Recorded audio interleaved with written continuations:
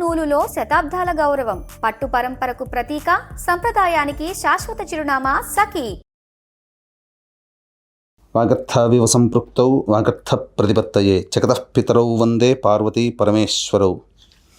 ఆదిత్యాయ చ సోమాయ మంగళాయ బుధాయ చ గురుశుక్రశనిభ్యశ్చ రాహవే కేతవే నమః. శృంగేరి జగద్గురు పీఠాధిపతులకి, కంచిపీఠాధిపతులకి నమస్కారములు తెలియచేసుకుంటూ కార్యక్రమాన్ని ప్రారంభిద్దాం. వీక్షించేటువంటి సుమన్ టీవీ ప్రేక్షకులకి ఈ పరాభవనామ సంవత్సరంలో ఎలా ఉండబోతుంది, అంతేకాకుండా ముఖ్యంగా వివిధ రాశుల్లో జన్మించినటువంటి స్త్రీలకి ఏ విధంగా ఉండబోతుంది అనే విషయాలతో పాటు చర్చిస్తూ, ఈ సంవత్సరం అపజయాల నుంచి జయం కలగడానికి, గత సంవత్సరం కంటే ఈసారి సంవత్సరం జీవితం మెరుగ్గా ఉండడానికి ఎటువంటి చిన్నపాటి పరిహారాలు చేసుకోవచ్చు అనేటువంటి విషయాల గురించి అన్నీ కూడాను కూలంకషంగా చర్చించుకునే ప్రయత్నం చేస్తాను. ఇక ఆలస్యం చేయకుండా వివరాల్లోకి వెళ్ళిపోదామా. మేషరాశిలో జన్మించినటువంటి వారికి ఈ పరాభవనామ సంవత్సరంలో ఏ విధంగా ఉండబోతుందో తెలుసుకుందాం. ఈ మేషరాశిలో జన్మించినటువంటి వారికి ఆదాయం 11, వ్యయం 5, రాజ్యపూజ్యం 2, అవమానము 4. ఇక ముఖ్యంగా గమనించినట్లయితే ఈ మేషరాశి వారికి మే 31వ తారీఖు వరకు గురువు మిథున రాశిలో సంచారం చేస్తుంటాడు. ఈ మిథున రాశిలో సంచారం చేస్తున్నటువంటి ఈ కారణం చేత ప్రధానంగా అన్ని విధాలుగా కొంత నష్టాన్ని కలగజేస్తాడు గురు భగవానుడు. అంటే ఏ ప్రయత్నం చేసినా ఈ గురువు ఉండేటువంటి స్థితిని బట్టి మనకి ఏం చెప్పబడుతుంది, మే 31 వరకు తారీఖు వరకు, అనగా మార్చి 19వ తారీఖు నుంచి మే 31వ తారీఖు వరకు ఈ మేషరాశిలో జన్మించినటువంటి వాళ్ళు చేసే ప్రయత్నాలలో దైవ బలాన్ని తోడ్పాటు చేసుకోండి అని సూచిస్తున్నాడు. ఈ కారణం చేత దైవబలం అనుగ్రహం ఉన్నప్పుడు అన్ని విధాలుగా చేసే ప్రయత్నంలో వచ్చే నష్టాల నుంచి మనం బయటపడడానికి అవకాశం ఉంటుంది.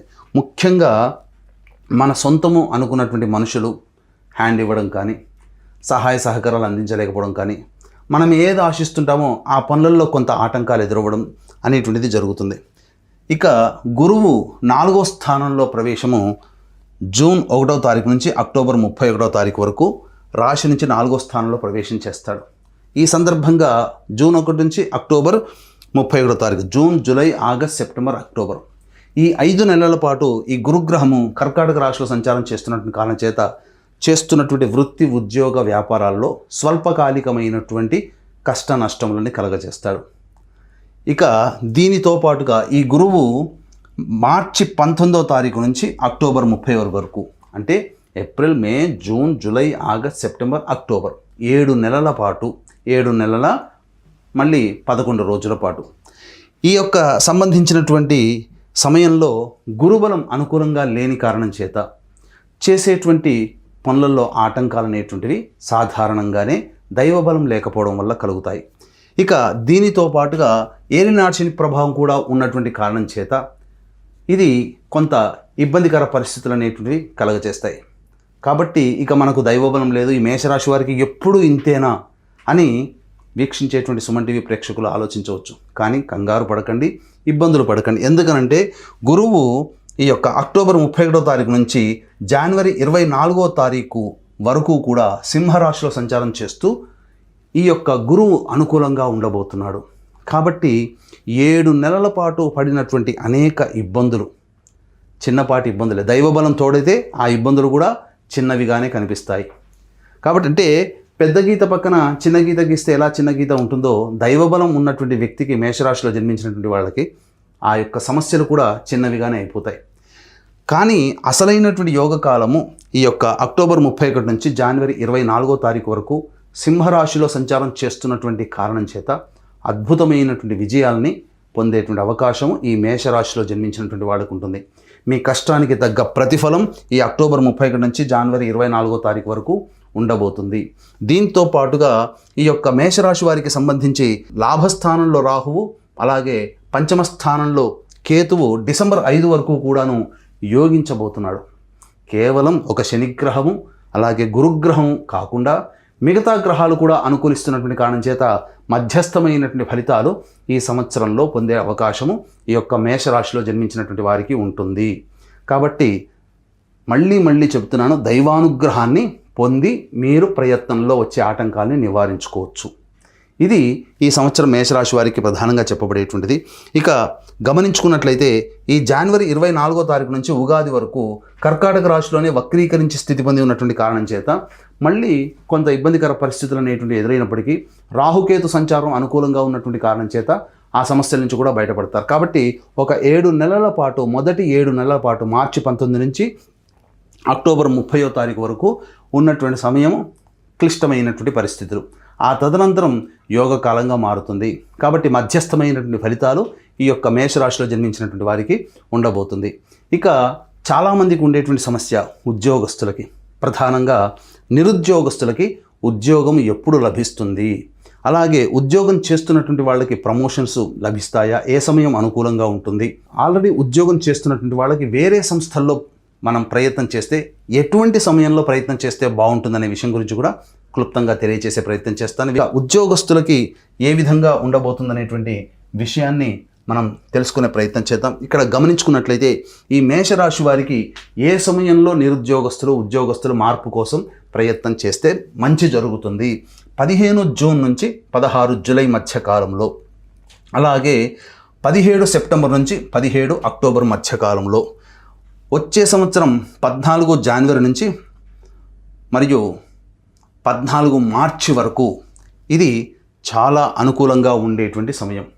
ఇక ఈ సమయాలు తప్ప మిగతా సమయాలు ఏవైతే ఉన్నాయో ఆ సమయాలలో ఉద్యోగపరంగా ఇబ్బందులు కానీ, చేస్తున్నటువంటి వృత్తి ఉద్యోగాల్లో అధికారుల యొక్క ఆగ్రహానికి గురవ్వడం కానీ, తోటి ఉద్యోగస్తులు సహాయ సహకారాలు అందించడం కానీ, లేదా చేస్తున్నటువంటి ఉద్యోగంలో కాస్త మార్పులు జరుగుతాయేమో అన్నటువంటి ఆందోళన చెందడం కానీ ఎక్కువగా ఉంటాయి. చెప్పినటువంటి ఆ 3 సమయాల్లో మాత్రం మీరు ప్రయత్నం చేయండి.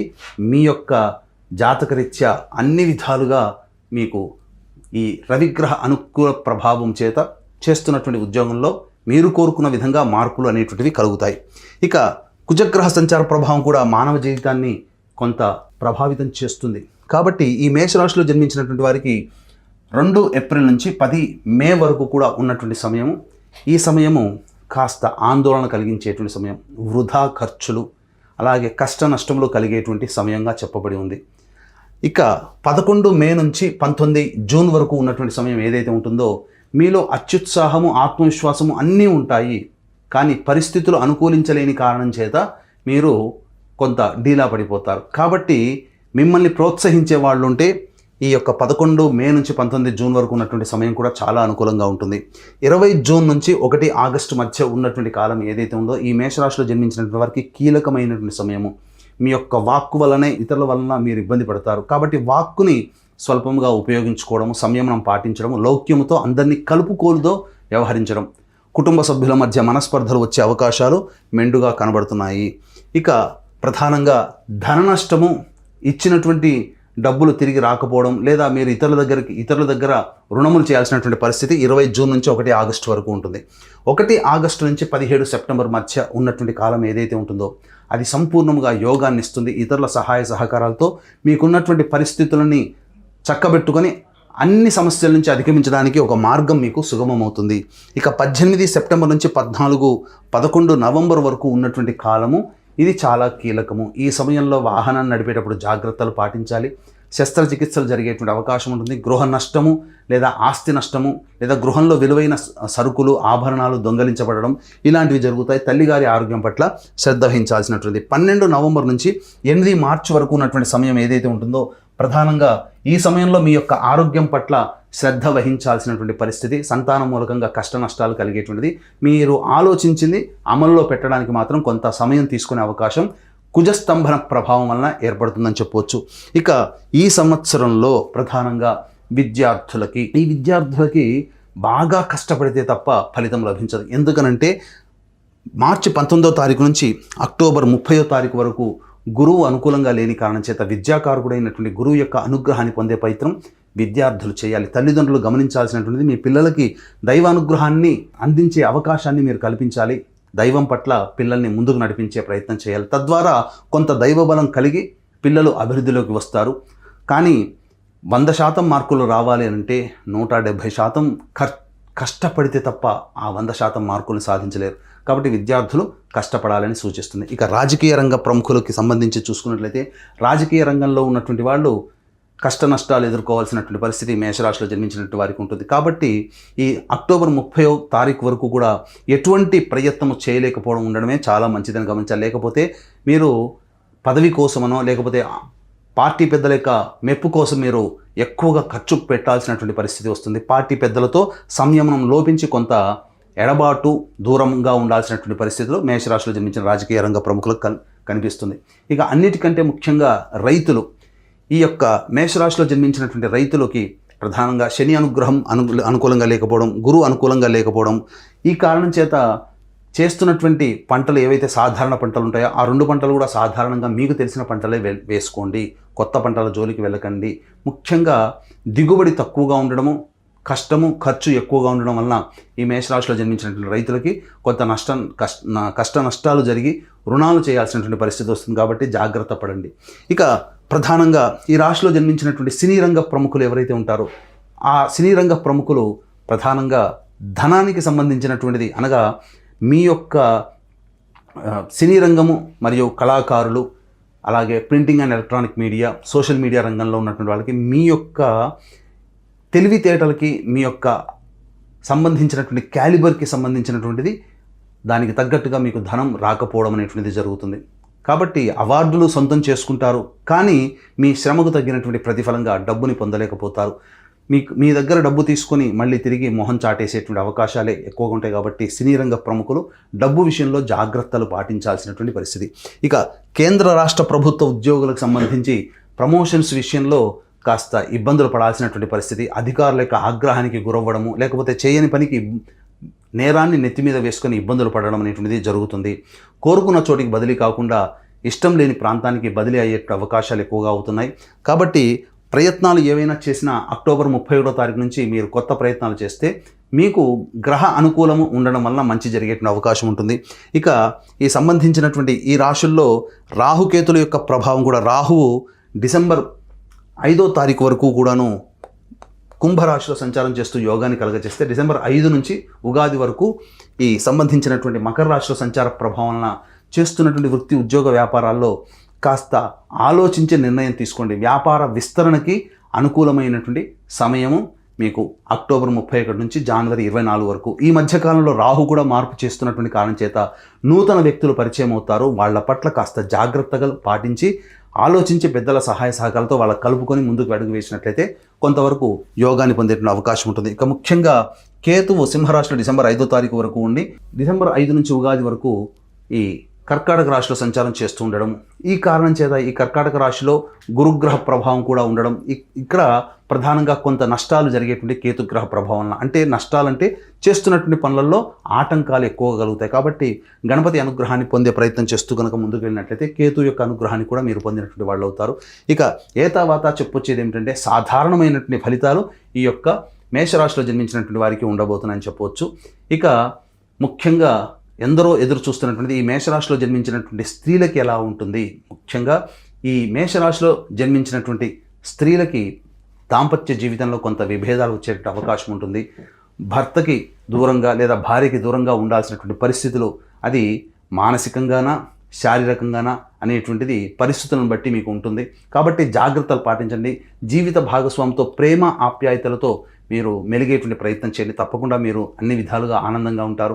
కాకపోతే డబ్బు విషయంలో జాగ్రత్తలు పడాలి. ఉద్యోగినులకి ఉన్నట్టు కేంద్ర రాష్ట్ర ప్రభుత్వాలలో ప్రైవేట్ రంగంలో పనిచేస్తున్నటువంటి మహిళలు ఎవరైతే ఉంటారో వాళ్ళకి శారీరక శ్రమ ఎక్కువగా ఉండడము, మానసిక ఒత్తిడి కూడా ఎక్కువగా ఉండడం వలన సంయమనం పాటించలేకపోవడము, బ్యాలెన్స్ అనేటువంటిది వర్క్కి, ప్రొఫెషనల్ వర్క్కి, ఫ్యామిలీ లైఫ్కి చేసుకోలేకపోవడం వల్ల అనారోగ్య సమస్యలు ఎక్కువగా అయ్యేటువంటి అవకాశం ఉంది. కాన్స్టిపేషన్ ప్రాబ్లమ్స్, ఎసిడిటీ ప్రాబ్లమ్స్ వచ్చే అవకాశము. అలాగే ప్రధానంగా ఈ సంబంధించినటువంటి జూన్ 1వ తారీఖు నుంచి అక్టోబర్ 30 మధ్యకాలంలో మహిళలకి అనారోగ్య పరిస్థితుల్లో శస్త్రచికిత్స జరిగేటువంటి అవకాశాలు కూడా గోచరమవుతున్నాయి.